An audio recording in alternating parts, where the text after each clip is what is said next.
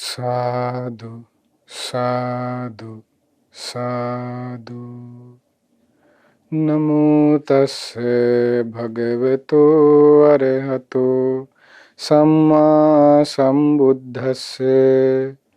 नमो तस्से भगवतो अरहतो सम्मा संबुद्धस्से। नमो तस्से भगवतो अरहतो सम्मा संबुद्धस्से। साधु साधु साधु। අපට මේ උතුම් ධර්මයේ කියා දෙන ගුරු දේවෝත්තම කල්යාණ මිත්‍ර පින්වත් ලොකු ස්වාමීන් වහන්සේට ඔබ අප සීල දෙනාගේම නමස්කාරය වේවා. සාදු සාදු සාදු. ශ්‍රද්ධාවන්ත පින්වත්නි, අපි මේ දිනවල සාකච්ඡා කළේ දුක නම් වූ ආර්ය සත්‍යයත්, දුක්ඛ සමුදය ආර්ය සත්‍යයත්, දුක්ඛ නිරෝධ ආර්ය සත්‍යයත් පිළිබඳවයි. එහිදී ගියවර වැඩසටහනේ අපි දුක්ඛ නිරෝධය ගැන කතා කළා. මිහිරි ප්‍රිය ස්වභාවයෙන් යුතු මේ ආධ්‍යාත්මික ආයතන 6 තමයි මිහිරි ප්‍රිය ස්වභාවයෙන් යුතු දේවල් මේ ලෝකයේ තියෙන. බාහිර ආයතන 6 ගැන, විඥාන ආයතන 6 ගැන, ඊට පස්සේ ස්පර්ශ ආයතන 6, ඊට පස්සේ වේදනා ආයතන 6, සංචේතන ආයතන 6. ඔය විදිහට අපි කතා කළා. විතර්කයන්, ਵਿਚාරයන්, ඒ හැම දෙයක් කෙරෙහිම තියෙන බුදුරජාණන් දේශනා කළා කොමක්ද තිබෙන්නා වූ තණ්හාව තමයි ප්‍රහාණය වන්නේ නම් ප්‍රහාණය වන්නේ, නිරුද්ධ වන්නේ නම් නිරුද්ධ වන්නේ කියලා දුක්ඛ නිරෝධාර්ය සත්‍ය ගියවර වැඩසටහනේදී කතා කළා. ඔබට මතක ඇති. එතකොට ඒ කෙරෙහි තියෙන තණ්හාව තමයි යන්නේ අශේෂ විරාග නිරෝධ. ශේෂ නැතුව ඉතිරි නැතුව නිරුද්ධ වී යන ස්වභාවයෙන් යුතු භවෙන් යුක්තයි කියන කතා කළේ. ඒ ඉතිරි නැතුව නිරුද්ධ වී යාම නිසාන සියලු තණ්හාවන් ඒ කාමයේ භව විභව තණ්හා ප්‍රහාණය වෙනවා. ඒකට කාම භව විභව තණ්හා කාම තණ්හාවන් මුලින්ම අනාගාමී වෙනකොට සම්පූර්ණ ප්‍රහාණයයි. ඔය භවයේ යන ස්වභාවය තියෙනවා, විභවයට යන ස්වභාවය තියෙනවා. ඒ සියල්ලන දුරු වෙන්නේ මේ භවයත් විභවයත් අන්න උතුම් අරහත් වේදී දුරු වෙනවා. ඒතර ওই විදිහට අපි මේ තණ්හාවේ නිරෝධය ගැන කලින් අපි සාකච්ඡා කළා. සමුදය ගැන සාකච්ඡා කළා. සමුදය ආර්ය සත්‍ය ගැන. ඊළඟට දුක නම් වූ ආර්ය සත්‍ය ගැන සාකච්ඡා කළා. ඒතකොට මේ සාකච්ඡාවලදී මේ දුක හට ගැනීම නැතිවීම ගැන සාකච්ඡා කරනකොට දැන් ප්‍රහාණයේදී දැන් අපි කතා කළේ මේ ඒ විඥානයන්. එහෙම නැත්නම් සායාකාර විඥාන, ස්පර්ශ ආයතන ගැන ඒ විදිහටනේ ප්‍රහාණය වෙනවා නම් ඒ කෙරෙහි තියෙන තණ්හාව ප්‍රහාණය වෙන්නේ. ඒ කෙරෙහි තියෙන තණ්හාව නිරුද්ධ වෙන නිරුද්ධ වෙන්නේ. එහෙම නැත්නම් ඒ කෙරෙහි කියන තණ්හාවයි හට ගන්නවා නම් හට ගන්න උපකාරුණු උපදිනන උපදුණි යන්නේ තණ්හාව ඒවා කෙරෙහි තියෙන තණ්හාවයි කියලානේ අපි සමුදයද කතා කරෙත් නිරෝධද කතා කරෙත් ඔය විදිහට. එතකොට ඒ කරුණ මනාලෙස පැහැදිලි වෙන තව විස්තරයක් තියෙනවා උතුම් පොත් වහන්සේ නමක් තුල. ඒ තමයි දැන් මෙතනදී විස්තර වෙන්නේ නිරෝධයේදී විස්තර වෙන්නේ ඒකාන්තයෙන්ම රහතන් වහන්සේගේ ස්වභාවය. එහෙනම් අපි අහලා තියෙන සීල කුසලුත් ඒතර රහතන් වහන්සේට කිසිවක් කරට නැහැ කියලා ඒ සීල කුසල් උපදවාගෙන සියල්ල අවසන්. එතකොට කෙලෙස් සහිත වූ දැන් අපි යම් කුසලයක් කරනවද, අපි යම් පිනක් කරනවද, ඒ සාසවා කියලානේ කෙලෙස් මිශ්‍රයි. ඒ කියන්නේ ආස් කෙලෙස් මිශ්‍රයි කියලා කියන්නේ ඒකනේ මෙහෙම දෙයක්. හරි වචන කිව්ව සාසවා කියන වචනේ තේරුම තමයි ආශ්‍රව සහිතයි. ඒ කියන්නේ නැවත උපතකට අපි අරන් යාමේ හැකියාවක් තියෙනවා. සාසවා උපදිවේපක්කා. උපදි කියන වචනේ තේරුම තමයි දුකත්. ඒ කියන්නේ දුකට අයිති කාරණාවන් ටික තියෙනවානේ. උපදි කියන වචනේ තේරුම තමයි දුක කියන කාරණාවන් ටික තියෙනවනේ. අපි අහලා තියෙනවනේ ඉපදීම, ලෙඩවීම, මරණය, ශෝක කිරීම. එනි අන්න ඒ ටික උපදි කියන කරුණට අයිති. ඒ දුකත් භවයත් කියන කරුණු දෙකේ එකතුවට අන්න උපදී කියලා තනි වචනකින් කතා දේශනාව තුළ සඳහන් වෙනවා. එතකොට අන්න උපදි වේපකක්. සාසවා කිව්වේ කෙලෙස් සහිතයි. සාසවා කිව්වේ ආශ්‍රව සහිතයි. ආශ්‍රව සහිත වූ උපදි වේපක්ක. නැවත අර කියපු උපතක් කර නැවත උපතක් කියන්නේ භවයත් ඊළඟට අර ජරා මරණ දුක් ඒ උප වේපක්ක කිව්වේ ඒක. අන්න ඒ ස්වභාවයෙන් යුක්තයිනේ අපි. ඒ කියන්නේ තණ්හාව එතන වැඩ කරනවා. තණ්හාව යුක්තයි කියන එක දැන් අපි යම් පිනක් කළත් එතකොට යුක්ත දැන් ඒ නිසානේ සමහර වර අපි කලින් වැඩසටහනක් කතා කළේ දිව්‍ය ලෝකවල යන්න හොඳ නෑ මෙහෙමයි කියලා සමහර අය කතා වෙනවා දැන් ඔන්න ඔය කාරණාව මුල් කරගෙන හරි තණ්හාව තියෙනවා සසරේ යනවා උපතක් වෙනවා තමයි නමුත් දිව්‍ය ලෝකයට යනවා හොඳ නෑ කියන එක වැරදිනේ අපි කලින් වැඩසටහන වල කතා කළා දැන් ආන් ඒ සියල්ලත් නිරුද්ධ ඌ රහතන් වහන්සේගේ නිරෝධය ගැන හරි ලස්සන මේ දුක්ඛ නිරෝධයත් එක්ක කතා කරගෙන ලස්සන කොටසක් තියෙනවා මේ දුක්ඛ නිරෝධය කියන්නේ කුමක්ද කියන එක. ඊට කලින් එතනින්ද මේ ඊළඟ කොටසේ තියෙනවා දුක්ඛ සමුදය කියන්නේ කියන එක විස්තර කරලා. කොහොමද මේ පින ඔස්සෙත් සකස් වෙනවා කියන කරුණ කියන එක විස්තර කරලා මේ කුසල ඔස්සේ සකස් වෙනවා. මේ කුසල මූලයන් ඔස්සේ සකස් වෙනවා කියන කරුණ. ඒ කුසල මූලයන් ඊට පස්සේ ඒ කුසල මූලයන් ඔස්සේ සාසවයන් දුරු වීමෙන් ඒ ආශ්‍රවයන් දුරු වීමෙන් නිරෝධය සාක්ෂාත් වන හැටිත් ඒ කුසලයන් කෙරෙහි තියෙන ආශ්‍රවයන් දුරු වීමෙන් නිරෝධය සාක්ෂාත් වන හැටිත් හරි ලස්සනට දේශනා වෙන කොටසක් තියෙනවා. ඒ විදිහට නිරෝධයත් සමුදයත් ඇති වෙන හැටි උතුම් පොත් වහන්සේ නමක් තුල දැන් ගොඩක් කියන්නේ අභිධර්මයේ අහන්න ඕනේ කැමතියි කියලානේ. අභිධර්ම පොත් වහන්සේ නමක් තුල තමයි මේ කාරණාව තියෙන විභංගප්පකරණය කියන අභිධර්ම පොත් වහන්සේගේ. ඒ කාරණාව විභංගප්පකරණයේ මේ ආර්ය සත්‍ය විභංගයේ තියෙන මේ කොටස ඒ තමයි හරි ලස්සනයි භාග්‍යවත් බුදුරජාණන් වහන්සේ දේශනා කරන මේ ධර්මයේ මතකද දේශනා කරන දෙවිවරුන්ට. ඊට පස්සේ මනුලව දේශනා කරන මේ කොටස හැමම සාරිපුත්ත මහරහතන් වහන්සේ. එතනදී දේශනාවේ තියෙනවා සමුදය කොටස නිරෝධයත් එතනම තියෙනවා. ඒ තමයි කත්ත කතමෝ දුක්ඛ සමුදය.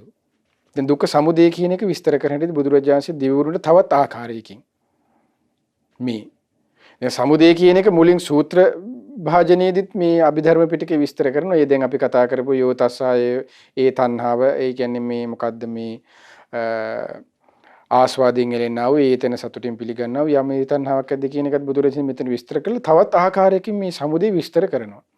ඒ තමයි කොහොමද තණ්හාච ආනි තණ්හාව කොහොමද තණ්හාව තියෙනවා කියන කතමෝ සමුදය. මොකද්ද මේ දුක්ඛ සමුදය කියලා ඒකාන්තයෙන්ම කියන්න පුළුවන් නේ කියලා බුදුරජාණන් දේශනා කරනවා. කුමක්ද කතමෝ දුක්ඛ සමුදය තණ්හා.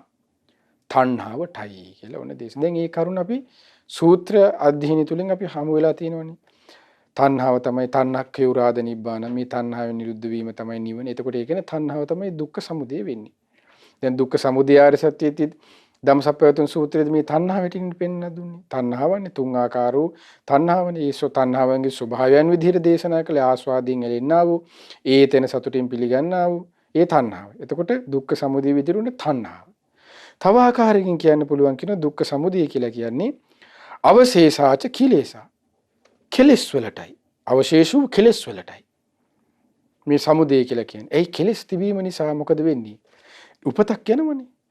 කෙලෙස්යන්ගේ බරපතලකම අනුව සතර අපාය උපතක්. අනීතන උපතක් අන්න අවශේෂාච කිලේසා. මේ දුක්ඛ සමුදය කියලා කියන්න පුළුවන් කියන කෙලස් වලටත්. ඊළඟට භාග්‍යවත් බුදුරජාණන් දේශනා කරන අවශේෂාච අකුසල ධම්මා. අවශේෂ වූ අකුසල ධර්මයන්ට අකුසල්. එතකොට අකුසල් කියන එක හරි ලස්සනට භාග්‍යවත් බුදුරජාණන් වහන්සේ දේශනා කළා තියෙනනේ සූත්‍රයෙන් අපිට හම්බෙලා තියෙනවානේ සම්මා දිට්ඨි සූත්‍රය අකුසල් යන මොනවද? කුසලංච පජානාති අකුසලංච පජානාති. කුසල් මොනවද අකුසල් මුල් මොනවද කියලා කුසලයේ මොනවද අකුසල් මොනවද කියලා මනාකොට ශ්‍රාවකයා දන්නවා කියනනේ සම්මා දිට්ඨි සූත්‍රයේ ඒ ඥානයක් කියනවනේ. එතකොට එතනදී අකුසල් හැටියට පෙන්නලා දෙන්නේ දස අකුසල්නේ. එතකොට දස අකුසල් කියලා කියන්නේ එහෙනම් දුක්ඛ සමුදයක්. දුක හැතිවන්න උපකාර වන කරුණක් මේ මෙතනදී විස්තර වෙන්නේ. අවශේෂාච අකුසල ධම්මා. දැන් මේ තත්ත්කතම දුක්ඛ සමුදය. මේ දුක්ඛ සමුදය කියලා තව පිළිගන්න පුළුවන් ආකාර. මුලින්ම තණ්හාවයි. ඊට පස්සේ අවශේෂාච කෙලෙස්. ඊට පස්සේ අකුසල ධම්ම මේ අකුසල් මොනවද? මන්න බුදුරජාණන් දේශනා කරන අකුසල් සම්මා දිට්ඨි සූත්‍රෙ මතකද මජ්ක්‍ධිම නිකායේ. ඒ තමයි මොනවද බුදුරජාණන් දේශනා කරන ප්‍රාණඝාතය අකුසලයක්. සොරකම අකුසලයක්. වැරදි කාමසේන අකුසලයක්. බොරු අකුසලයක්. කේලම අකුසලයක්. පරුස වචනීය අකුසලයක්. හිස් වචනීය අකුසලයක්. ඊළඟට ද්වේෂය අකුසලයක්. අභිජ්ජාව අකුසලයක්. කියන අන්සතු දෙය කියන ආසා කිරීම අකුසලයක්. මිත්‍යා දෘෂ්ටි අකුසලයක්. ඔන්න ඔය ඔය කාරණා 10ට කියන දස අකුසල්. අන්නේ සියල්ල දුක්ඛ සමුදය. දුක ඇතිවීම පිණිස උපකාර වන කාරණාවන්. දුක කියලා කිව්ව මතක ඇති. ජරා මරණ ශෝක පරිදේව දුක් දුම්නස්. ඒතර උපත පිණිස උපත කියලා ලැබෙන්නේ අකුසල් අකුසල් වැඩිමෙන් වෙන්නේත් මොකද්ද? නැවත උපතක් නේ. අකුසල් වලින් ඒ කර්ම රැස් වෙලා උපතක් යනවා කොහෙද හැබැයි? දුගතියේ. එක්ක නිරේ, එක්ක තිරිසන් ලෝක, එක්ක പ്രേත ලෝක, එක්ක අසුර ලෝකවල. ඒ අනුවන්නේ සමහරලාට ඒ කෙනෙක් උන්න ඒ විපාකයන්ට අනුව මනුලෝවල් වල ඒ විදිහට යනවනේ. එතකොට අන්න අකුසල්. ඒ කොහේ ඉපදුනත් අන්න ජරා මරණ දුක්නේ තියෙන්නේ. අන්න දුක්ඛ සමුදය වෙන්නේ ඒ ආකාරයෙන්. ඒක සමුදය. අකුසලාච ධම්මා. ඊට බුදුරජාණන් හරි ලස්සනයි දුක්ඛ සමුදය කියන එක. හරි ලස්සන කාරණාවක් ඊට පස්සේ දේශනා කරන මොකද? තීනීච කුසල මූලානි සාසවානි. සාසවානි කියන එක වචනේ මතක ඇති. ආශ්‍රව සහිත වූ. සාසවා කියලා කියන්නේ ආශ්‍රව සහිත. ආශ්‍රව කියන වචනේ මතක ඇති. ආශ්‍රව තියෙනවනේ මොනවද? කාමාසව, භවාසව, අවිජ්ජාසව, දිඨාසව. කාමාසව, භවාසව, අවිජ්ජාසව, දිඨාසවයන්ගේ මුල් වෙච්ච එක්ක කාමාශ්‍රවයක් මුල් කරගත්තා වූ කාමාශ්‍රවයකට යන ස්වභාවයෙන් යුතු. මෙතන කියන්නේ තීනි කුසල මූලානි. දැන් කුසල් වැඩිම නිසා දැන් අපි හිතන්නේ දැන් ඒ කියන්නේ මෙන්න මෙහිම ස්වභාවයක් මේ. කුසල මුල් මොනවද අපි ඉස්සෙල්ලා තේරුම් ගමුකෝ මොනවද? ඒ තියෙන සම්මාදිට්ඨි සූත්‍රයේනේ මජ්ක්‍ධිම නිකාය හැරි ලස්සනට විස්තර කරනවානේ. කුසල් මුල් තුන මොනවද? අලෝභ, අද්වේෂ, අමෝහ. තීනි කුසල මූලානි. අලෝභයත්, අද්වේෂයත්, අමෝහයත්. දැන් මෙතනදී මේ විස්තර කරන්නේ තීනි කුසල මූලානි සාසවානි කියලා කියන්නේ දැන් ඔන්න අලෝභය මුල් කරගෙන. දැන් අපි අලෝභය මුල් කරගෙන දානිය දෙන්නේ. එතකොට අන්න ඒක අලෝභය නම් වූ කුසල මූලයේ මුල් කරගෙන දානිය දෙන්නේ. හැබැයි දානයේ විපාකයේ පිණිස ඔහු යන්නේ කොහෙද දාන්නේ? දෙව්ලෝක උපත ලැබනවනේ. එතකොට අන්නේ ස්වභාවයක් මේ විස්තර කරන්නේ. එතකොට මේ දෙව්ලෝක උපත ලැබුවත් ඔහුට තියෙන්නේ කොහොමද? දුක්ඛ න්‍යාය මුණ දෙන්න වෙන්නේ. දුක්ඛ සමුදය. අන්න ඒකයි. ඒ කියන්නේ දැන් දන් දෙන්න එපා කියන එකනේ. දැන් මේ කරුණාව අරගෙන දන් දෙන්න හොඳ නෑ. ඒ දෙව්ලොව වෙනවා අපේ එහෙනම් නොදීම කියලා කිව්වොත් එහෙම හරි. ඒකේ අනිත් පැත්තත් ඊට පස්සේ දේශනා කරනවා. සාසවා තීනි අකුසල මූලානි එහෙමත් තියෙනවා. එතන සාසවා කියන මත නෑ කෙලින්ම කෙලෙස් සහිතයිනේ අකුසල වල. තීනි අකුසල මූලානි. මේ ඊළඟට මේ තීනි කුසල මූලානි කියලා තීනි අකුසල මූලානි ඊට පස්සේ තියෙනවා දුක්ඛ සමුදය කියලා. ඒ මොනවද? ලෝභ, ද්වේෂ, මෝහ. අනේයත් දුකේ හට ගැනීමකට උපකාර වෙනවා. බලන්න මේ බුදුරජාණන්සේගේ ධර්මපරයයන් හරි ලස්සන. හරි ආශ්චර්යයි.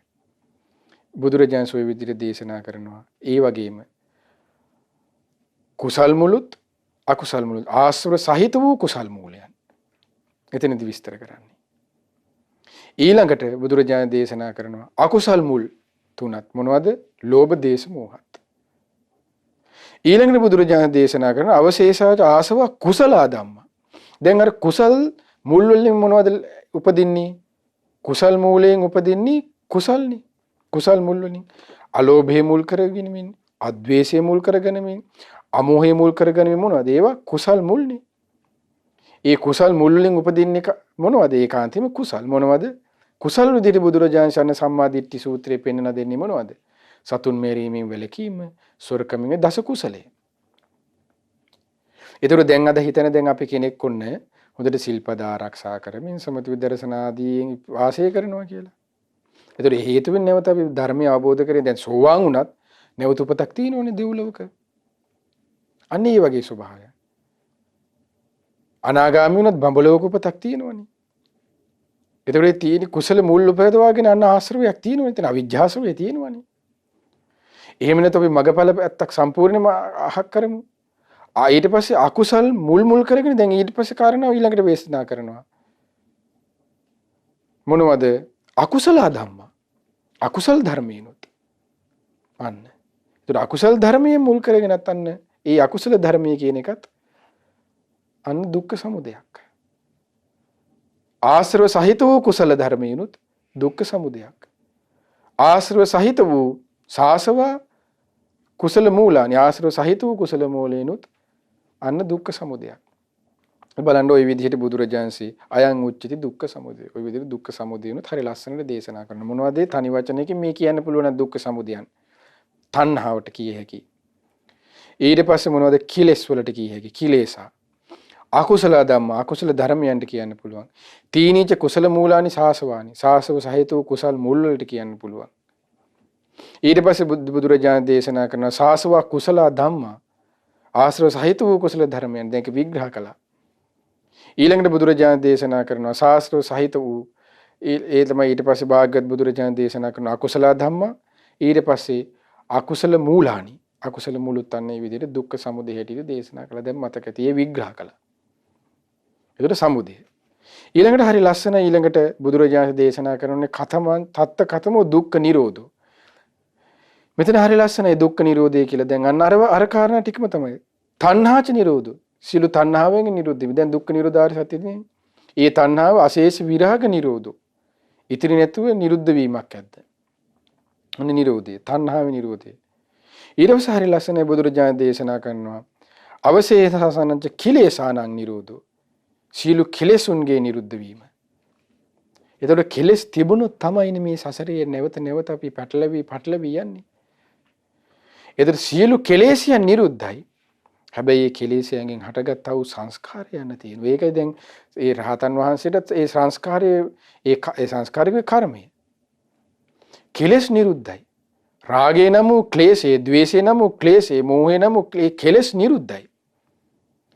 හැබැයි මේ කෙලෙස් වසඟිය තුල ඉන්න කාලේ සකස් කරගත්තා වූ ඒ කය වචනේ මූල කරගත්තා වූ කර්මයන් විපාක විඳවලා අවසන් කරන්න තියෙනවා. ඒ යන විපාක විඳෙවුවා දැන් අපි ගත්තොත් උදාහරණෙදි මොග්ගල්ලාන මහරහතන් වහන්සේ. සියලු කෙලෙස්යන් නැහැ නමුත් කලින් රැස් කරගත්තා වූ දේවල් ටික තිබ්බා. ඒ අම්මා තාත්තා ඝාතනය කරලා. එතකොට බලන්න මේ කෙලෙස්යන්ගේ ස්වභාවය කියන එක බලන්න. අවසාන මොහොතේ දක්වා විපාක දෙනවනේ. හැබැයි කෙලෙස් නැවත කෙලෙස් රැස් කරගන්නව ස්වභාවයන් නිරුද්ධයි. ඒ නිසායි දුක නිරුද්ධුනේ. දුක්ඛ නිරෝධෝ කිව්වේ ඒකයි. දැන් අතනදී දුක්ඛ සමුදයද කෙලෙස් දැම්මේ අපේ ස්වභාවය. නන්න කෙලෙස් උපද අපි ගන්නවා. එයින් අපිට දුකක්මයි ඇති වෙන්නේ. ඒකයි ඒක දුක්ඛ සමුදය දැම්මේ. දැන් මෙතන කෙලෙස් නිරෝධෝ. කෙලෙස්යන්ගෙන් සියල්ලගෙන් නිරුද්ධයි. කෙලෙස් නිරුද්ධයි. බලන්න. හැබැයි කෙලෙස්යන් හැතක සංස්කාරය යන්නේ.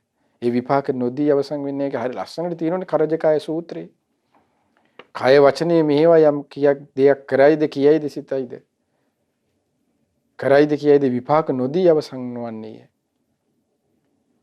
වේදනියං අයම් පුරුෂෝ කම්මං කරෝති. ඔය විදිහට හරි ලස්සනට විග්‍රහ කරන්නේ කරජකාය සූත්‍රය අංගුත්තර නිකායේ. විපාක විඳිය යුතු යම් කර්මයක් කරය චේතනාව මෙහෙවා. අන්න. ඒකට චේතනාව මෙහෙවන්න උපකාර වෙනන්නේ කෙලෙසය. ඒ හේතුවෙන් අන්න කෙලෙස් ප්‍රහාණයට කලින් සියලු කෙලෙස් ප්‍රහාණයන්ට කලින් ඒ කියන්නේ කෙලෙස් වසගේ ඉන්න කාලය තුල අන්න දේවල් කරගන්නවා. ඒ විපාක තියෙනවන්න. සියලු කෙලෙස් ප්‍රහාණය කළත්. එතකොට ඒ සියලු කෙලෙස් ප්‍රහාණය කළේ මේ ජීවිතය අපේ මොග්ගල්ලාන මහරහතන් වහන්සේ. නමුත් කෙලෙස් වසගේ ඉන්න කාලේ කරපු කෙලෙස්යන්ගේ ස්වභාවය බලන්න. ඒ අම්මා තාත්තා ආනන්තරීය පාප කර්මය කරලා නිරේ විඳවල ඒ කෙලෙස්යන්ගේ විපාක වලට අනුව සතර පායෙන් විඳලා අවසානට කියන මනුස්ස ලෝකෙ විඳින්නේ. ඒතර මේ ජීවිතයේ කෙලෙස් ප්‍රහාණය නැවත කෙලෙස්යන් හට නොගන්න. ඒකයි කෙලෙස් ප්‍රහාණය කියලා කිව්වේ ඒකයි. දැන් සමහර අය හිතන් ඉන්නවනේ කෙලෙස් ප්‍රහාණය වෙච්ච ගම ඔක්කොම නැත්තරම නැතිලා යනවා කියලා නෑ. යන්න ඒක වැරදි. ඒක දැන් මේ තේරුම් ගන්න මේ විස්තරේ මේ කලිය. අභිධර්මයෙන්ම අරගෙන. අන්න ඒක නැත්නම් සූත්‍රයෙන් කියපුවම සමහර අයට මදිනේ. ඒකයි අභිධර්මයෙන්ම අරන් කිව්වේ. ඊට පස්සේ බුදුරජාණන් මෙතන දේශනා කරනවා කොහොමද අවශේෂණංච අකුසලානං ධම්මානං නිරෝධ. එතකොට අකුසල ධර්මයන් සම්පූර්ණ දැන් කෙලස් ප්‍රහාණය කියන සියලු අකුසල ධර්මයන් සම්පූර්ණ ප්‍රහාණය කියන එකනේ. ඒතර අකුසල් නැහැ කිසිවක්. නැවත අකුසල් උපදවන ස්වභාවයක් නෑ. අකුසලානං ධම්මානං නිරෝධා. සියලු අකුසල ධර්මයන්ගේ නිරෝධයක්. තිබුණද අන්න දුක් නිරුද්ධයි කියන එකයි මේ කියන්නේ. තින්නංච කුසල මූලානං සාසවනං නිරෝධා. සියලු කුසල මූලයන්ගේ නිරෝධයත්. එතකොට ඒකයි රහතන් වහන්සේට නැවත කිසිවක් කරන්න දෙයක් නැහැ කියලා කිව්වේ. අමුතුවෙන් කුසල් මුල් කියලා උපදවා ගන්න දෙයක් නැහැ. කුසල් මුල් වලින් අලෝභය මුල් කරගෙන කුසලයන් උපදවා ගත යුතුයි කියලා එකක් නැහැ. ඒ සියල්ල නිරුද්ධයි යන්නේ. ඒතර මේ පේනෝනේ මේ හැම දෙයක්ම ධාතු ස්වභාවයක් කිව්වේ එකනේ. කාම ධාතු, නෙක්ඛම්ම ධාතු. ඊට පස්සේ කාම ධාතුව කියන එක සම්පූර්ණයෙන් ප්‍රහාණයයි.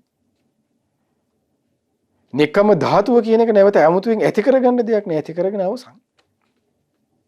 බලන්න මේ ස්වභාවය. තින්නංච කුසල මූලානං පහන නිරෝධා.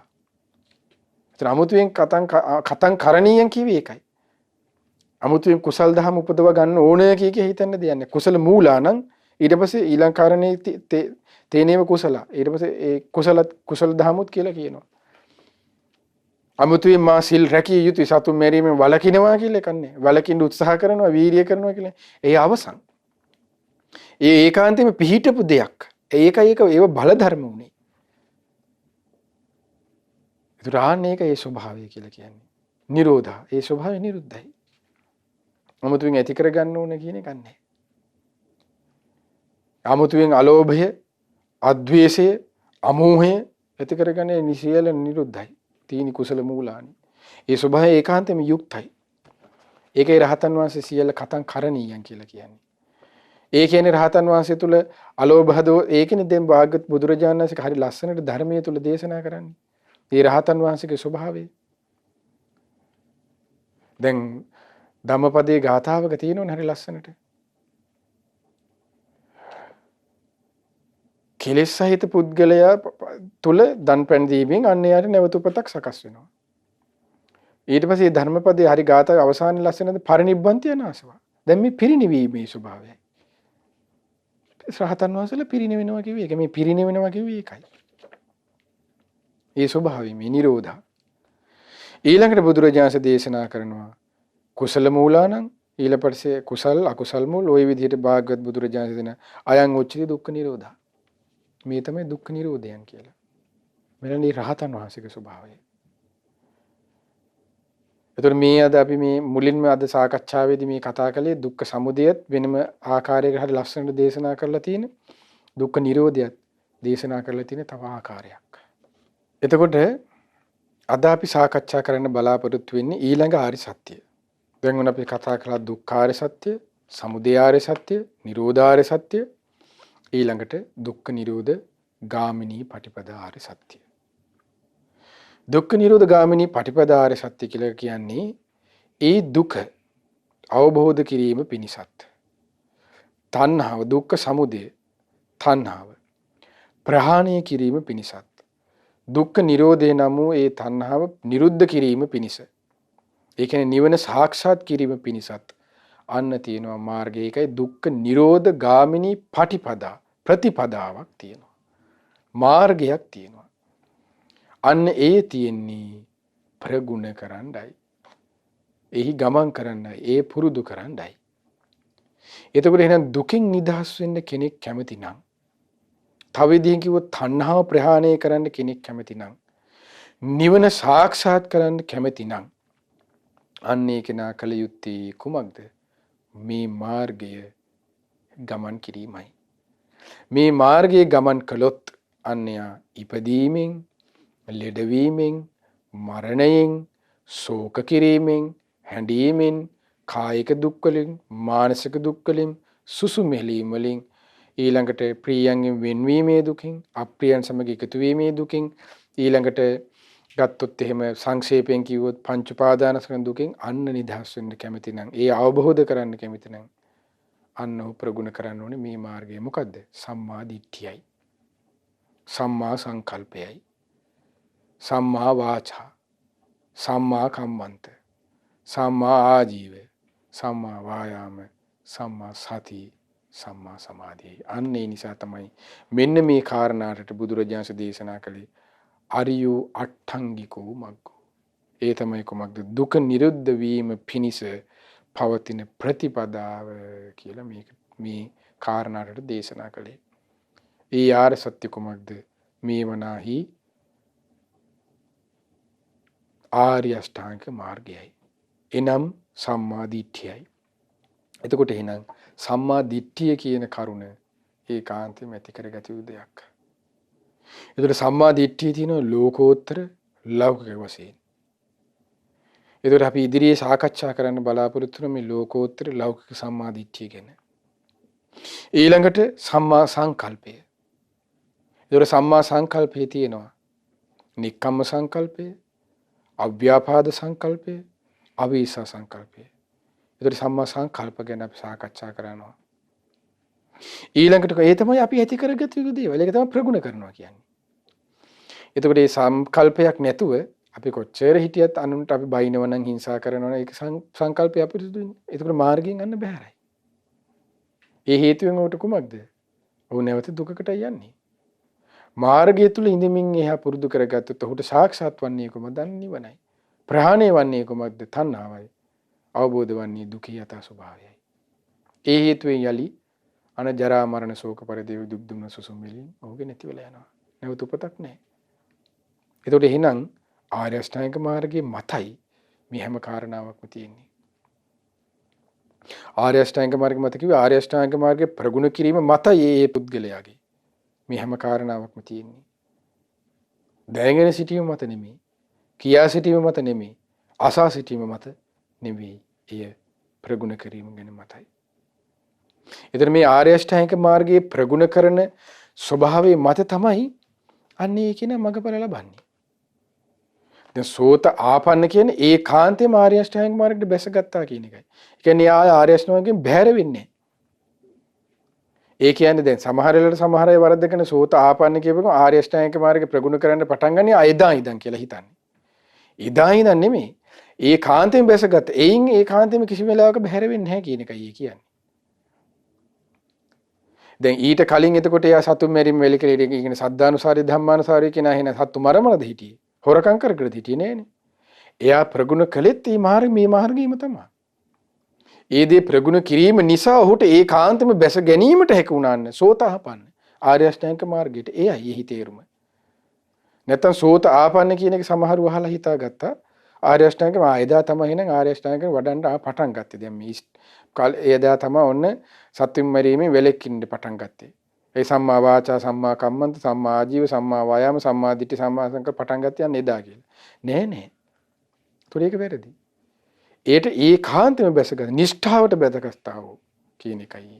ඒන් කවදාවත් බැහැර නොවෙනවා කියන එක. දැන් අර සද්ධානුසාරී ධම්මානුසාරී මට්ටම් වලදී ඒ ශ්‍රාවකී යම් ඒ සද්ධාව පිහිටලා නේ අචලා සුප්පතිත මනාකොට පිහිටලා නෑනේ. ඔව් සංවර වීම තුලින් අන නැගී සිටීම තුලින් ඔහු පුරුදු කරගන්නවා මේ දේවල්. ඒ විදිහට ඒක තේරුම් ගන්න තියෙනවා. එතකොට සම්මා දිට්ඨි සම්මා සංකල්ප සම්මා වාචා. එතකොට අපි ඉදිරියේ සාකච්ඡා කරමු මේ සම්මා වාචා කියන්නේ කුමක්ද? එතකොට සම්මා වාචා සම්මා කම්මන්තය සම්මා ආජීවය කියන කරුණු තුන ආර්ය අෂ්ටාංගික මාර්ගයේ සීලය කියන එකට. දැන් ආර්ය අෂ්ටාංගික මාර්ගයේ කොටස් තුනකට බෙදෙනවනේ. දැන් ආර්ය අෂ්ටාංගික මාර්ගයේ කියනනේ මෙහෙම වචන සීල සමාධි ප්‍රඥා වශයෙන් යුතු මාර්ගය කියලා කියනවනේ.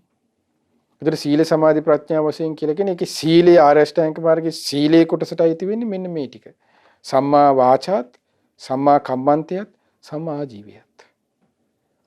ප්‍රඥා කොටසට අයිති වෙන්නේ දැන් අපි කතා කරපු සම්මා දිට්ඨියත් සම්මා සංකල්පයත්. ඒතර එහෙනම් ඊළඟ කොටස් ටික තමයි සම්මා සමාධියට අයිති වෙන්නේ. ආජීවයෙන් උනාට පස්සේ මොකද්ද තියෙන්නේ? සම්මා දිට්ඨි සම්මා සංකල්ප ප්‍රඥාවට සම්මා වාචා සම්මා කම්මන්ත සම්මා ආජීව ඔන්න සීලයට ඊළඟට එහෙනම් සම්මා වායාම සම්මා සති සම්මා සමාධි ඒ කරුණු තුන අන්න සමාධියට අයිති වෙන්නේ. එතකොට ආන්නේ කාරණාවන් එකින් එකට අපි විග්‍රහ කරන්න සාකච්ඡා කරන්න බලාපොරොත්තු වෙනවා. එතකොට ඉතින් සම්මා වාචාව කියලා බුදුරජාණන් දැන් දේශනා කරන්නේ බොරු කීමෙන් වැළකීම.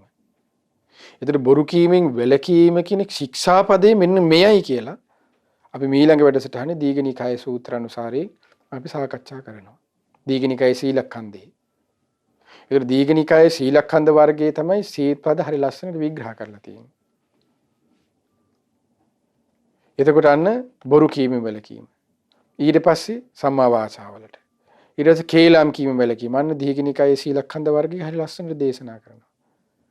දැන් සමහර විට අපි හිතන් ඉන්නේ සිල්පදේ ගැන එහෙම දැනුමක් නැතිලා සමහර විට කේලමම කියනවා හිතන් ඉන්නේ කේලමක් කීම වැළකීම තමයි ඉන්නේ කියලා. නෑ ඒක කේලමක් නෙමෙයි කියලා. ඒතුළු තේරෙන සිල්පදේ තුල හරි විග්‍රහයත් එක්ක සමහර විට අපි කේලම් කියලා තියෙනවා. ආනේ සිල්පදේ කැඩලා නෑ කියලා හිතාගෙන. සමහර විට පරුස වචන කියලා තියෙනවා. හිතන් හිටියා පරුස වචන නෙමෙයි කියලා. නෑ පරුස වචන විග්‍රහය යන්නේ ඒ සම්මා වාචා කියන හරි ලස්සනට එතනදී විග්‍රහ කරනවා දීඝනිකායේ සීලඛණ්ඩ වර්ගයේ. අපි ඊළඟ වැඩසටහනේ මේ සාකච්ඡාවන් ගැන කතා කරන්න යන්නේ මේ කෙටියෙන් අද හඳුන්වා දෙන මේ ආර්ය අෂ්ටාංගික මාර්ගය ගැන. ඊළඟට සම්මා කම්මන්තය. සම්මා කම්මන්ත කිව්වේ මොකද්ද? සතුන් මැරීමෙන් වැළකීම. සොරකමින් වැළකීම. වැරදි කාම සේවනයෙන් වැළකීම. අනේ ඒ අපි සාකච්ඡා කරන කල්පනා කරනවා. අර සීලඛණ්ඩ වර්ගීයම ලස්සනට විග්‍රහ කරනවා. සම්මා ආජීවය එන සීලයට අයිතිකොට එයත් විග්‍රහ කරනවා. අද අපි සාකච්ඡා කරන්න බලාපොරොත්තු වෙනවා ආජීවය. ඊළඟට වායාම සති සමාධි. එතකොට ඔය තුන අන්න සමාධියට ඇති වෙන්නේ. ඒකට සම්මා වායාමය යන කොමක්ද? සම්මා සතිය යන කොමක්ද? සම්මා සමාධිය යන කොමක්ද? අන්න විග්‍රහ කරලා අපි සාකච්ඡා කරන්න බලාපොරොත්තු වෙනවා. ඊට සූත්‍ර පිටකේ තවත් මේ ආර්ය අෂ්ටාංගික මාර්ගයෙන් වෙනම සංයුත්තයක් තියෙනවා. දැන් අපි කතා කරන්නේ ආර්ය සත්‍ය හතරනේ. එතකොට මේ ආර්ය සත්‍ය හතරට ආර්ය සත්‍ය හතර කියන ලස්සන විග්‍රහ වෙන දේශනාවන් තියෙනවනේ. ඒකට කියනවා සත්‍ය කියලා. එතකොට සංයුත්ත නිකායේ සත්‍ය සංයුත්තේ වෙනම තියෙනවා. ඒ දුක, සමුදය, නිරෝධය මාර්ගය ගැන. ඒ හතර මුල් කරගෙනම ආර්ය සත්‍ය විග්‍රහ කරනවා. ඊළඟට සංයුත්ත නිකායේම පස්වෙනි පොත් වහන්සේගේම තියෙනවා වෙනම විග්‍රහයක් ආර්ය අෂ්ටාංගික මාර්ගයට විතරක්. එතකොට ඒකට කියනවා මග්ග සංයුත්තය කියලා. දැන් මාර්ගය ගැනම තියෙනවා සත්‍ය සංයුත්තේ තියෙනවා. නමුත් මාර්ගය ගැන වෙනම කොටසක් කඩලා විග්‍රහ කරලා තියෙනවා බුදුරජාණන් දේශනාවන්ගෙන්. පළවෙනි ධර්ම සංගණයෙන් අපේ උතුම් රහතන් වහන්සේලා වෙන් කරලා තියෙන මග්ග සංයුත්තේ කියලා. සංයුත්තුනේ පස්වෙනි පොත් වහන්සේගේ පළවෙනි කොටසේ. එතන මග්ග සංයුත්තේ ආර්ය අෂ්ටාංගික මාර්ගය ගැන හරි ලස්සන දෙසුම් කිහිපයක් තියෙනවා. ඒ තමයි හරි ලස්සන ඉස්සෙල්ලාම තියෙන අවිජ්ජා සූත්‍රය කියලා. මේ ආර්ය අෂ්ටාංගික මාර්ගය දියුණු කිරීමෙන් ආර්ය අෂ්ටාංගික මාර්ගය ප්‍රගුණ කිරීමෙන් අවිද්‍යාවේ ප්‍රහාණය වන්නේ කියන කරුණ පෙන්නලා දෙනවා. ඒ තමයි බුදුරජාණන් දේශනා කරනවා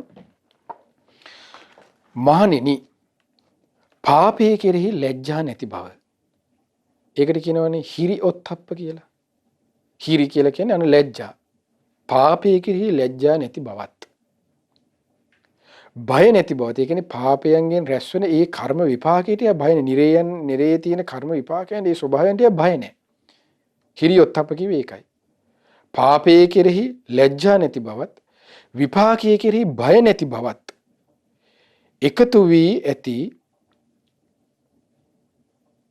අකුසල ධර්මයන්ගේ පැවැත්මට මුල් කරුණ වන්නේ අවිද්‍යාවයි. ඔන්න දේශනා කළා. එතකොට එහෙනම් මේ හිරි ඔත්තප්පයන්ට ඒ කියන්නේ මේ පව කෙරෙහි ලැජ්ජා නැති වෙන්නත් පව කරන්න කිසි ලැජ්ජාවක් නැති වෙන්නත් ඒ පවෙන් ලැබෙන විපාකයේ කෙරෙහි බයක් නැති වෙන්නත් එහෙනම් ඒකට හේතුව මොකද්ද? ඒ කරුණ වලට මුල් වන්නේ අවිද්‍යාවයි. අන්න අවිද්‍යාවයි.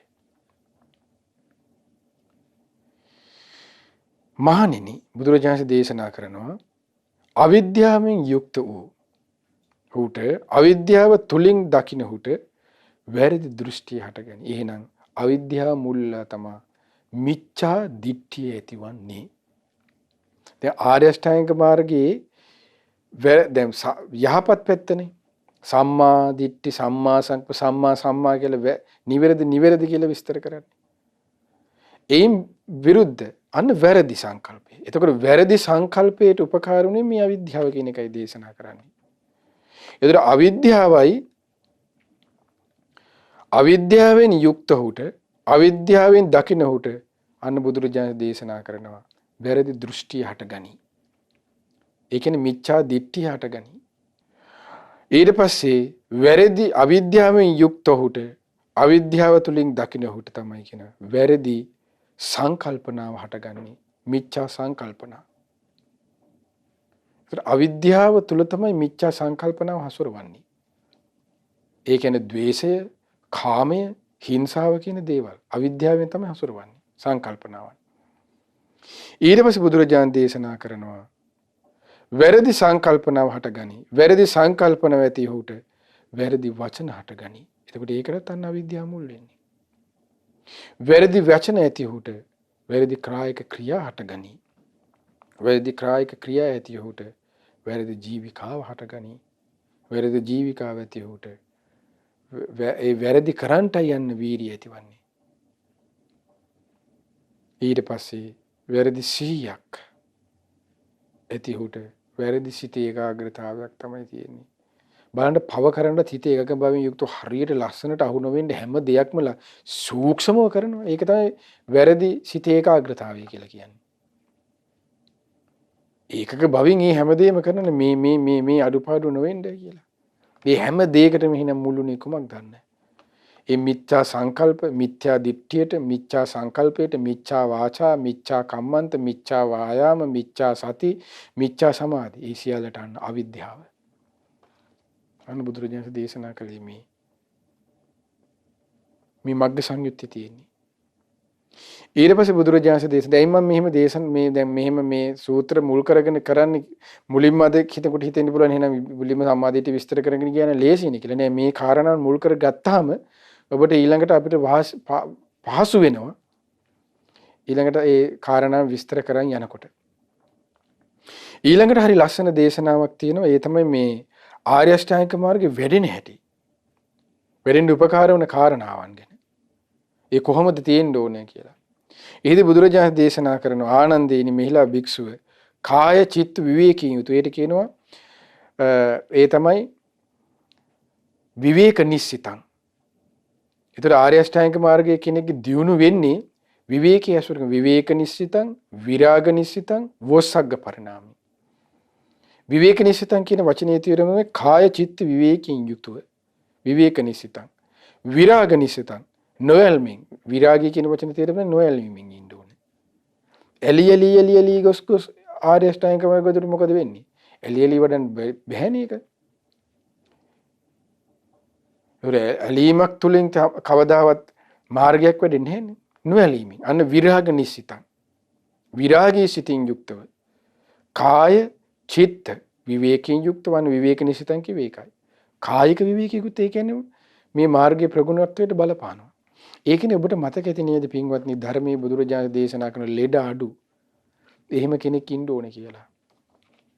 ඇයි හැම වෙලේම යාරේ ලෙඩ වාට්ටුවක් නම් ඒ කෙනා සක්මන් කරන්න බෑ. කි ගුණයක් වඩන්න හරි අමාරුයි. ඊට පස්සේ අනිත් ස්වාමීන් වහන්සේලාට තමාරුයි. ඇයි එයාව බලා ගන්නත් ඕන. ඒ කියන්නේ ගිලන් උපස්ථානයි කියන එක එපා කියන එක නෙමෙයි. ඒ සියලු දේවයන් අඩු විය යුතුයි කියලා කියන්නේ. එයයි මේ ඒක තේරුම් ගන්න. නැත්නම් මේ පොඩි කරුණක් අල්ලගෙන සමහර අය ඔක්කොම කන පිට ගහ ගන්න ඕනේ, අච්චාරු කර ගන්න ඕනේ. එතකොට අන්න එයයි මේ ඒකයි මේ දේශනා කරන්නේ.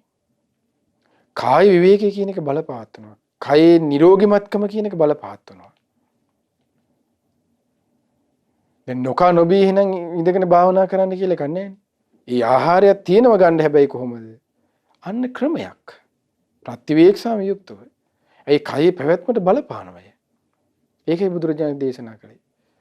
කායික නිරෝගීකම, කායික විවේකයේ කියන එක. කාය විවේකයෙන් යුක්තව ඊළඟට තියබැයි චිත්ත විවේකයක් බලපානවා. කාය චිත්ත විවේකයන්ගෙන් යුක්ත වේකයි විවේක නිස්සිතං කියලා කිව්වේ. ඒතර චිත්ත විවේකයේ තමයි යන්නේ කෙලෙස්යන්ගේ, ක්ලේශයන්ගේ යම් ප්‍රහාණයක් අවශ්‍යයි.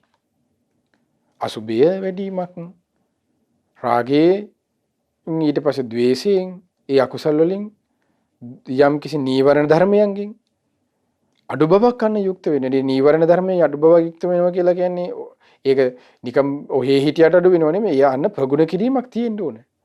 ඒ කියන්නේ සමතයන්ගේ වැඩිවීමක් තියෙන්න ඕනේ. සමතයද භාවනාව තුළ තියෙන්නේ කුමක්ද? කමත්තම අනුභූති. සමතය තුළ වෙන්නේ කුමක්ද? සංසිඳීමයි. එතකොට නීවරණයන්ගේ යටපත් වීමයි. එතකොට අන්න විවේක නිසිතං කියලා කිව්වේ ඒකයි. චිත්ත විවේකය. නීවරණයන්ගේ යටපත් වීම බලපවත්වනවා. ඒ කාමයටම හිත යනවා නම් එයාගේ ඊට පස්සේ ඒ හේතුවෙන් වචනය කය අසංවර වෙන්න පුළුවන් නේ. ඒ හේතුවෙම කාමයට යන කෙනා සමහර විට සම්මා දිට්ඨිය මිත්‍යා දෘෂ්ටියකින් යුක්ත වෙන්න පුළුවන්. මිත්‍යා දෘෂ්ටිය මුල් කර ගන්නවානේ. ඒ කාමයන් තියෙන ආසාව මුල් කරගෙන. ඒ කාමයන් යුක්ත වෙන මිත්‍යා සංකල්පෙදී නෙක්ඛම්ම සංකල්පේ නෑනේ. කාම සංකල්පේනේ. ඒක මිත්‍යා සංකල්පේනේ තියෙන්නේ ඒකට කෙලින්ම. අන්න ඒකයි. කාය චිත්ත විවේකයෙන් යුක්තව කියලා කිව්වේ. එතකොට අන්න කාය චිත්ත විවේකයෙන් ඒ කියන්නේ විවේක නිසිතං කිව්වේ ඒකයි. විවේක නිසිතං විරාග නිසිතං. විරාගයෙන් නොයල්මින්. දැන් මේ කාය චිත්ත විවේක ඊට පස්සේ විවේක නිසිතං විරාග නිසිතං වොස්සග්ග පරිණාමං කියන එක බොජ්ජංග ධර්මයෙන් වැඩිමත් එක්ක වෙන්නේ. එතකොට මේ කාය චිත්ත විවේකයේ සම්පූර්ණයි කියලා කියන්නේ විරාගයෙන් යුක්තයි විරාගීව වාසය කරනවා කියන්නේ සම්පූර්ණව නිවරණ නැඹුරුව කියලා කියන්නේ මේ මට්ටමක් කියලා කියන්නේ මේ මට්ටමට දියුණුනා කියන අනාගාමී කියන එකයි. එතකොට මේ මට්ටමක් ඇති කරගත යුතුයි කියලා භාගතුන් දේශනා කරන්නේ. එතකොට මේ මට්ටමට කාය චිත්ත විවේකයෙන් සම්පූර්ණයෙන්ම යුක්ත විරාගයෙන් සම්පූර්ණයෙන්ම යුක්ත කෙනාට තමයි අන්න විවේක නිසිතං විරාග නිසිතං අන්න වොස්සග්ග පරිණාමය. එයාට ඒකාන්තෙම තියෙන ඊළඟට කොහොමද? නිවරණ නැඹුරු වූ. වොස්සග්ග පරිණාමය කියන්නේ නිවරණ නැඹුරු වූ සිතින් යුක්ත වන්නේයා සම්මාදිට්ඨිය වඩයි. දර මේ කියන සම්මාදිට්ඨිය කියලා කියන්නේ මේ ලෞකික සම්මාදිට්ඨියක් නෙමෙයි. සක්කාය දිට්ඨි ප්‍රහාණයේ අභිභවාගී එකක්. ඒතර සක්කාය දිට්ඨි මේ ප්‍රහාණයක් වෙලා ලෝකෝත්තර සම්මාදිට්ඨියටපත් වෙලා සෝවාන් වෙලා මේ විදිහට වොස්සග්ග පරිණාමං කියලා කියන්නේ. ත්‍රාණී කාරණාවක් තේරුම් ගැනීමක් තුල තියෙන නිසා තමයි පහසු වෙන නිසා තමයි මේ මුලින්ම ආරියෂ්ඨාංග මාර්ග විග්‍රහයට යන්න කලින් මේ ස්වභාවය විස්තර කරන්නේ. එතකොට ඊළඟට තමයි බුදුරජාණන් දේශනා කරන්නේ ওই විදිහට කාය චිත්ත විවේකයෙන් යුක්තව විරාගයේ සිතින් යුක්තව අකුසල් නිරුද්ධ කරන සිතින් යුක්තව නිවනට නැඹුරු වූ සිතින් යුක්තව අන්‍යයා සම්මා දිට්ඨිය දියුණු කරගනි. එතකොට යාගේ දියුණු කරගන්න තියෙන දුක්ඛේ ඥානං, දුක්ඛ සමුදය ඥානං, දුක්ඛ නිරෝධේ ඥානං, දුක්ඛ නිරෝධ ගාමිනී පටිපදා ඥානං. ඥානයට පැමිණීම මේයි දුක සත්‍ය ඥානයට පැමිණීම අන්න සම්මා දිට්ඨියදී වෙලා. එතකොට ඒ අන්න දැන් දුක කියන එක අවබෝධ කර ගැනීමයි. මෙතනදී සම්මා දිට්ඨිය කියලා මේ කියන්නේ. ඊට පස්සේ තණ්හා ප්‍රහාණය කරන්න. එතකොට මේ දැන් සත්‍ය ඥානයට පැමිණ කෘත්‍ය කර ගැනීම කියන ඥානය යන්න සම්මා දිට්ඨිය. මෙතනදී වොස්සග්ග පරිණාමං කියලා කියන්නේ.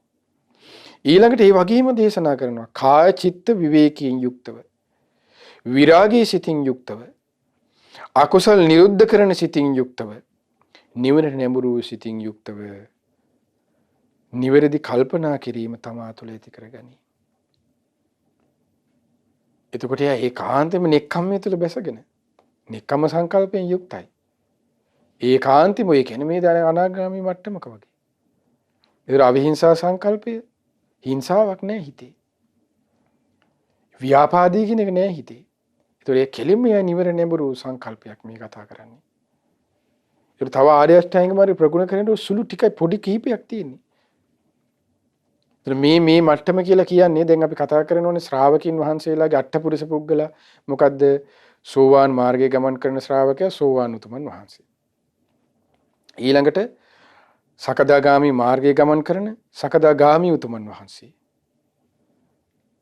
ඊළඟට අනාගාමි මාර්ගයේ ගමන් කරන අනාගාමි උතුමන් වහන්සේ.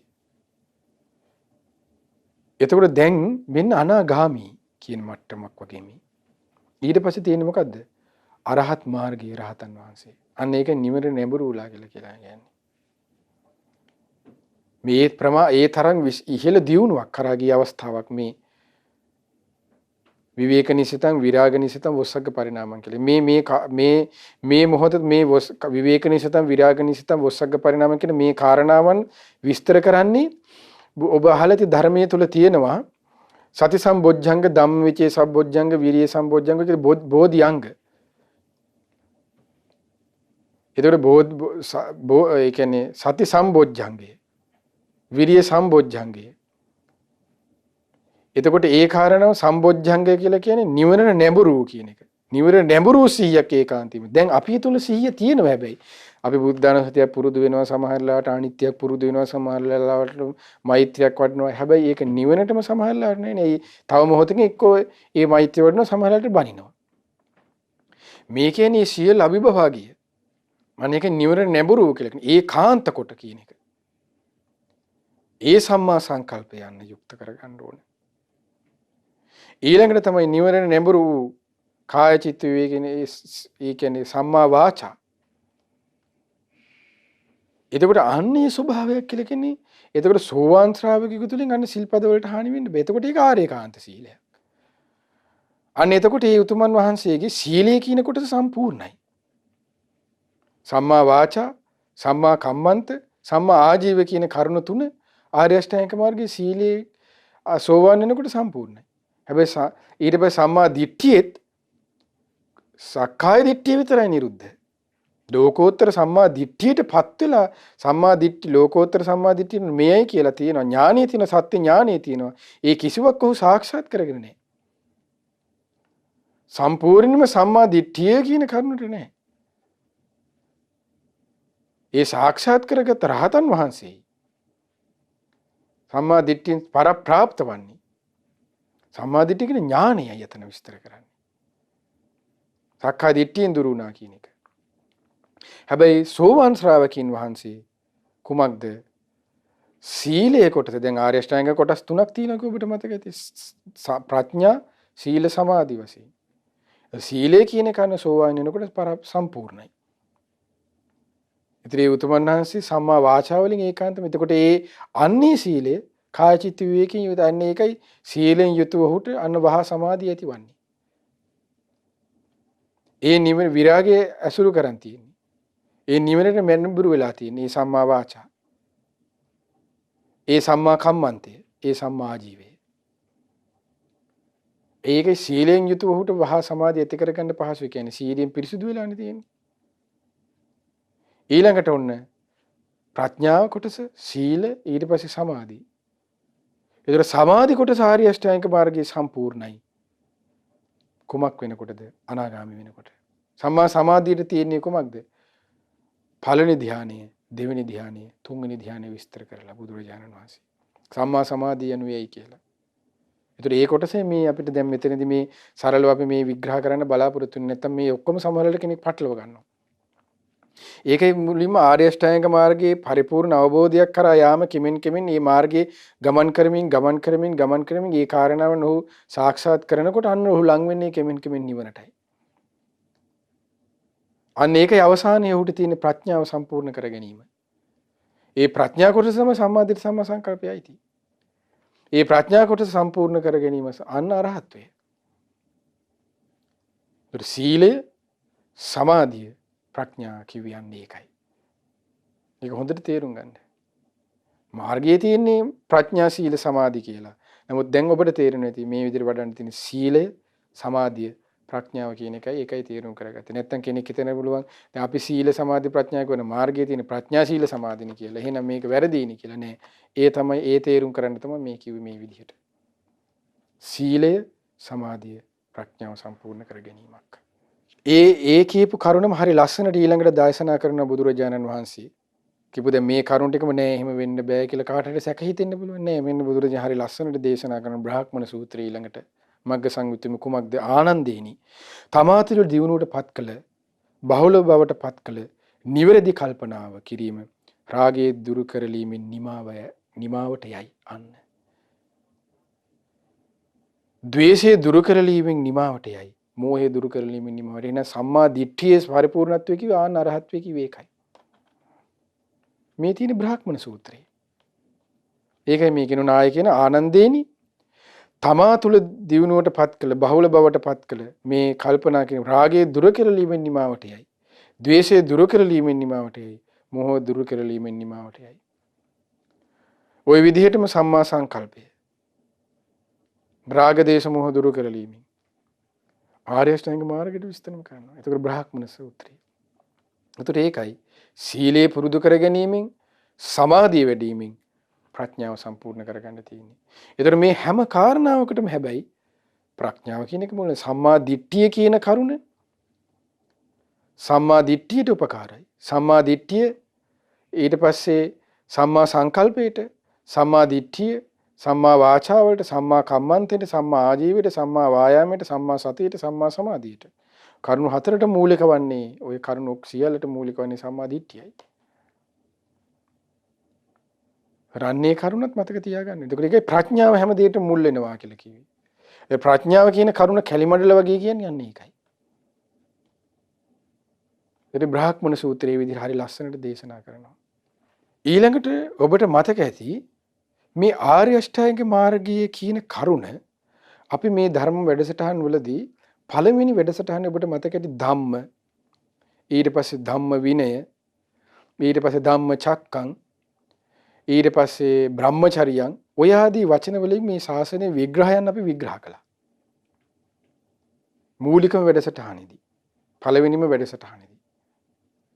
ඒතකොට මේ වැඩසටහනේදී බ්‍රහ්ම නැත්තම් බඹසර කියන වචනේ විග්‍රහ කරනකොට අපි එතනදී මතක ඇති ඔබට කිව්වා ඒ විග්‍රහ කරන්නේ ආර්ය අෂ්ටාංගික මාර්ගයේ එතනින් උලුප්පලා පෙන්වන්නේ කියලා. බ්‍රහ්මචාරියාවේ හැසිරෙනවා කියන වචනේදී. බ්‍රහ්මචරියං කියන වචනේදී. ඒතකොට අන්නේ කරුණ තියෙනවා. එතනදී කලින් එදා කිව්වේ මේ විදිහට පළවෙනි වැඩසටහනේදී මෙන්න මෙයයි කියන එක පෙන්වුවේ. මෙන්න අද ඒ සූත්‍රයකින්ම කියලා දෙන්නයි. ඒ තමයි භික්ඛු සූත්‍රය. ඒ තියෙන්නේ මග්ග සංයුත්තේමයි සංයුත්තනික. ඒ තමයි බුදුරජාණන් දේශනා කරනවා. ස්වාමිනී ස්වාංශනමක් කන ස්වාමිනී බඹසර කියලා කියනවා. බඹසර වාසයෙන් යුක්ත බ්‍රහ්මචර්ය පරියෝසානම් බ්‍රහ්මචරියම් කියලා කියන කුමකටද ස්වාමීනි කියලා කියනවා. ඒ තමයි භික්ෂුව බඹසර හැසිරීම යනු බඹසර යනු මේ ආර්ය අෂ්ටාංගික මාර්ගයට කියන නමකි. බලන්න. එතකොට ආන්නේකයි මතකයි පළවෙනි වැඩසටහනේ කිව්වා. කෙනෙකුට හිතෙන්න පුළුවන් මේවා කොහෙන් කියනවද මේගොල්ලෝ කියලා. මේ සූත්‍රයමයි ඒ කිව්වේ. ඒකයි මේ වැඩසටහන් මාලාව එකින් එකට සම්බන්ධ වන්නේ. ඒතකොට ඒකයි මේ විදිහට ආර්ය අෂ්ටාංගික මාර්ගය ගැන විග්‍රහ කිරියේ මේ විදිහට විග්‍රහය තුලින් ඊළඟට ආර්ය අෂ්ටාංගික මාර්ගයේ එකිනෙක කාරණාව විග්‍රහයද ඔබට පැහැදිලි වන්නේ. මේ අද මේ විග්‍රහය ආර්ය අෂ්ටාංගික මාර්ගය හඳුන්වා දීම. ඊට පස්සේ බුදුරජාණන්සේ කිව්වේ මොකද්ද? බ්‍රහ්මචර්ය පරියේසානන්ති. ඒ කිව්වේ මොකද්ද? බ්‍රහ්මචර්යයේ හැසිරීම කියලා කිව්වේ මොකද්ද කියලා. ඒ තමයි කියන්නේ නිවැරදි සම්මා දිට්ඨි, සම්මා සංකප්ප, සම්මා වාචා, සම්මා සංකප්ප, සම්මා ආජීව ඒ විදිහට සිතේ ඒ කියන්නේ සම්මා සමාධියෙන් යුක්ත භික්ෂුව යම් භික්ෂුවගේ යම් රාගයේ සෙවීමක්, ද්වේෂයේ සෙවීමක්, මෝහයේ සෙවීමක් ඇද්ද මේ තමයි බ්‍රහ්මචර්ය වාසයේ අවසානයේ. බ්‍රහ්මචර්ය පරියේසානන්ත කිව්වේ ඒකයි. බ්‍රහ්මචර්ය අවසානයේ යනු කුමක්ද කියලා අහන්නේ ඒකයි ඒකේ තේරුම. ඒතර ওই විදිහට. ඒතර ওই විදිහට බුදුරජාණන් වහන්සේ මේ විදිහට ආර්ය අෂ්ටාංගික මාර්ගය දේශනා කළා. මේ ආර්ය අෂ්ටාංගික මාර්ගය තව විවිධ හරි ලස්සන නම් වලින් බුදුරජාණන් දේශනා කළා. බ්‍රාහ්මණ සූත්‍රයේම තියෙනවා මේ ඒ තමයි බුදුරජාණන් මේ ආර්ය අෂ්ටාංගික මාර්ගය දැන් බ්‍රහ්මචර්ය වාසය කියන්නේ ආර්ය අෂ්ටාංගික මාර්ගය. ඒතර දැන් ඒ වචනේ. ඒ වගේම තමයි තව දේශනාව තුළ සඳහන් වෙනවා මේ බ්‍රහ්ම යානය කියලා බ්‍රහ්ම යානය කියන වචنين විග්‍රහ වෙන්නේ ඒ තමයි කියන ආර්ය අෂ්ටාංගික මාර්ගයටයි කියන. ආනන්දේනි මේ ආර්ය අෂ්ටාංගික මාර්ගයටම බ්‍රහ්ම යානේ නම යන්නේ නැහැ. නමින් හඳුන්වන්න පුළුවන් කියනවා. නම ඇත්තේය. ධර්ම යානය යන නම ඇත්තේය. මාර යුද්ධයේ ජයගත් අනුත්තරීය දෙය යන නාමය ඇත්තේය කියලා ඔය විවිධ නම් වලින් ආර්ය අෂ්ටාංගික මාර්ගය තමයි හඳුන්වන්නේ. ඒ කියන්නේ දැන් අපි කිව්වොත් එහෙම මෙහෙම ඒ කියන්නේ මාර යුද්ධයේ ජයගත් අනුත්තරීය දෙය. ඒ නම් මොකක්ද කිව්වේ? ආර්ය අෂ්ටාංගික මාර්ගයටයි. ධර්ම යානය යනු කුමක්ද? ආර්ය අෂ්ටාංගික පින්වත් මහන්නේ ධර්ම යානෙන් යුතු වෙන්නේ කියලා හරි බුද්ධ වචනේ අපිට හමු වුණා කියමු. ඒ කියන්නේ කොහොමද? ධර්ම යානයේ හැසිරෙව් කියලා ඔය විදිහට තියෙනවා කියමු. ඒක මොකද? ආර්ය අෂ්ටාංගික මාර්ගය ප්‍රගුණ කරන්න කියන එකයි. බ්‍රහ්ම යානය කියලා කිව්වේ නම් මොකේද? ඒත් ආර්ය අෂ්ටාංගික මාර්ගයට ඔන්න ඔය විදිහට ආර්ය අෂ්ටාංගික මාර්ගයේ මග්ග සංයුත්තේ තුලින් අපි ඉදිරියටත් මග්ග සංයුත්තේ සමහර කාරණාවන් මුල් කරගෙන සූත්‍ර දේශනා මුල් කරගෙන මින් සාකච්ඡා කරන්න බලාපොරොත්තු වෙනවා. ඊළඟ දවසේ අපිට ඊළඟ වැඩසටහනේදී අපි සම්මා දිට්ඨිය ලෞකික ලෝකෝත්තර වශයෙන් ඒ සම්මා සංකප්ප සම්මා ආජීව වෙන කරුණ එකින් එකට සාකච්ඡා කරන්න බලාපොරොත්තු වෙනවා. ඉතින් මේ විදිහට අපිටත් මේ ආර්ය අෂ්ටාංගික මාර්ගයේ ප්‍රගුණ කරගෙන මින් ගෞතම බුදු සසුනේ පිළිසරණ ලබන්න ඔබ අප හැම දිනාටද වාසනාව සැලසේවා. සාදු සාදු සාදු. චරත භික්ඛවේ චාරිකං ධර්ම දේශනාව සඳහා අද දින දායකත්වයේ දරන්නේ මහව බලල්ල වඳුරැස්ස යන ලිපිනේ පදිංචි පින්වත් W.H. රංජිත් ප්‍රේමසිරි මහතා සහ මහ උඩුවේරිය මහමුණ භාවනා සපුර සම්බන්ධ පින්වත් පිරිසක් විසින් කියලා සඳහන් කරනවා. රැස් කරගන්ට යෙදුණු සීල පින අපි ප්‍රථමයෙන් අනුමෝදන් කරමු. සක්දෙව් රජුන් ප්‍රධාන තවුසවත සීල දෙවියන්ට මේ පින් අනුමෝදන් කරමු. අනුමෝදන් වෙත්වා.